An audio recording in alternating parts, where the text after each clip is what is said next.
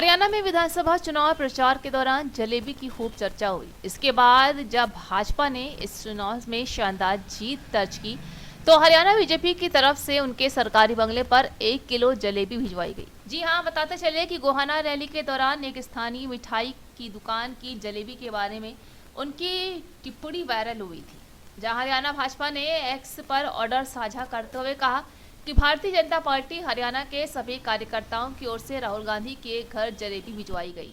ये सब तब शुरू हुआ जब गांधी ने विधानसभा चुनाव के लिए प्रचार करते हुए गोहाना में एक भाषण देते हुए एक स्थानीय मिठाई की दुकान माटू राम हलवाई की जलेबी की तारीफ की और कहा था कि इसे पूरे भारत में बेचा जाना चाहिए, यहाँ तक कि निर्यात भी की जानी चाहिए।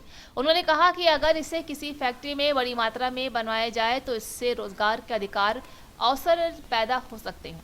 वहीं हरियाणा में भाजपा की शानदार जीत के बाद जलेबी पर चर्चा सिर्फ हरियाणा भाजपा तक सीमित नहीं रही। गुजरात भाजपा ने भी मुख्यमंत्री भूपेंद्र पटेल सहित अपने नेताओं की तस्वीर पोस्ट की, जिसमें वे जलेबी पार्टी में एक दूसरे के साथ लोकप्रिय मिठाई खा रहे थे।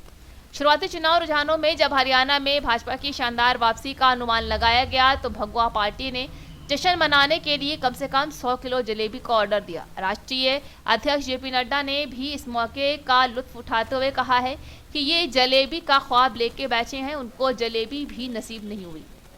लोगों को गुमराह करने का प्रयास कर रहे थे, लेकिन हरियाणा की जनता का मैं आभार प्रकट करता हूं। कभी जलेबी लेकर के आ जाते थे, आप जलेबी खाएं, मक्खन खाएं, कौन रोका है आप? लेकिन हरियाणा की जनता के सामने मंच पर जलेबी का प्रचार करना और जलेबी खा करके दिखाना, हरियाणा की जनता ने बता दिया कि नाटकबाजी कांग्रेस की नहीं चलेगी।